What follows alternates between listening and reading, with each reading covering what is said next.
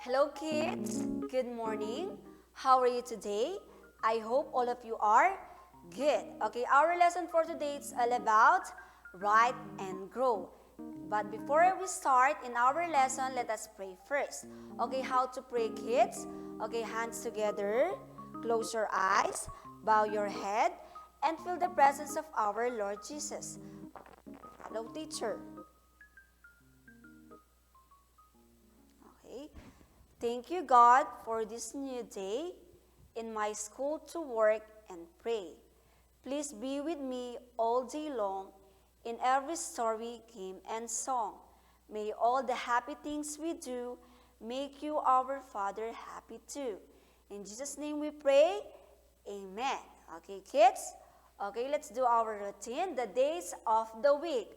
Again, kids, days of the week. We have Sunday, again, Sunday, Monday, Tuesday, Wednesday, Thursday, Friday, Saturday. Again, kids, days of the week. We have Sunday, Monday, Tuesday, Wednesday, Thursday, Friday, Saturday. Okay, the day today, it's like this. Okay, what's the day today, kids? Today is Wednesday. Again, today is Wednesday. How about the 12 months of the year? Again, months of the year. We have January, February, March, April, May, June, July, August, September, October, November, and the last one we have, December. Okay, kids? Okay, are you excited for our story? Okay, if you are excited, can you please sit down and then listen and watch? Okay, kids?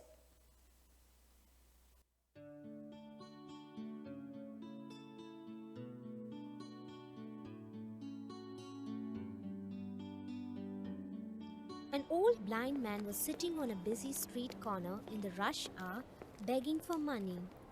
On a cardboard sign next to an empty tin cup, he had written, "Blind, please help."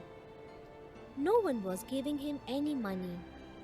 A young advertising writer walked past and saw the blind man with the sign "Empty Cup" and also saw the many people passing by completely unmoved, let alone stopping to give money. The advertising writer took a thick marker pen from her pocket, turned the cardboard sheet back to front, and rewrote the sign, then went on her way. Immediately, people began putting money into the tin cup. After a while, when the cup was overflowing, the blind man asked a stranger, "Can you read the signboard for me?" It says, said the stranger. "It's a beautiful day. You can see it. I cannot." This story illustrates in a timeless way how important choice of words and languages when we want to truly connect with and move other people.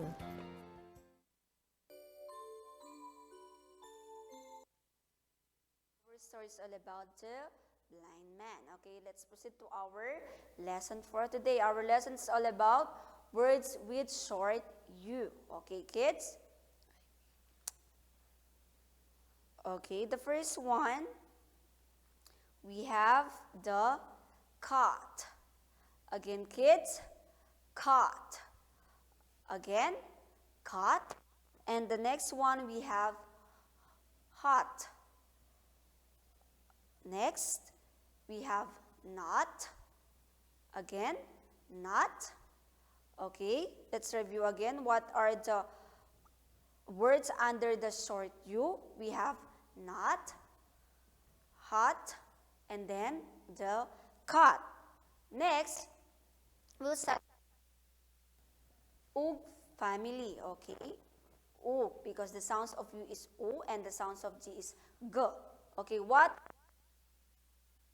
Ug family. The first one we have frog. Again, rug. The next one we have bag. Again, bag.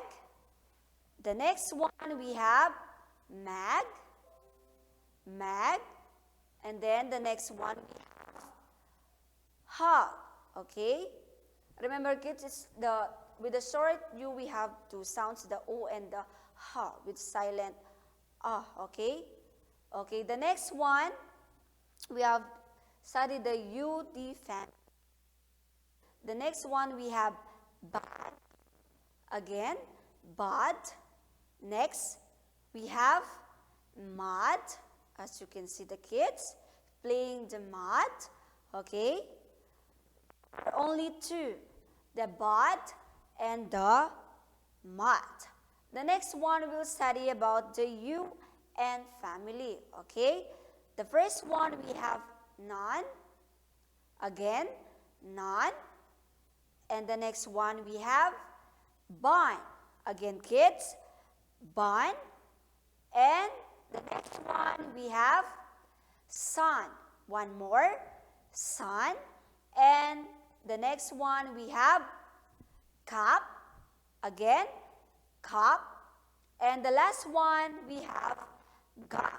Again, let's review the words with a short U. The first one, okay, as you can see, it is a gum. You say gum. Okay, very good. Gum. Next, we have cup. Can you please repeat? Cup.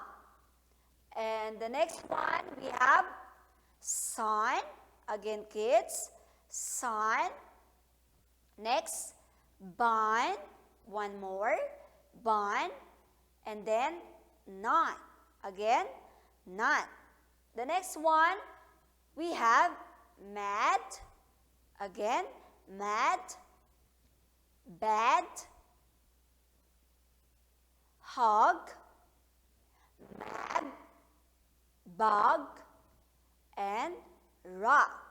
Okay, that's all. And then for your assignment, copy and write the words pages 58 to 60 in your Write and Grow book. Again, kids, for your homework, copy and write the words on pages 58 to 60 in your Write and Grow book. Okay, that's all, kids. I hope you learned a lot about the words with a short U. Okay, thank you for listening. Bye-bye.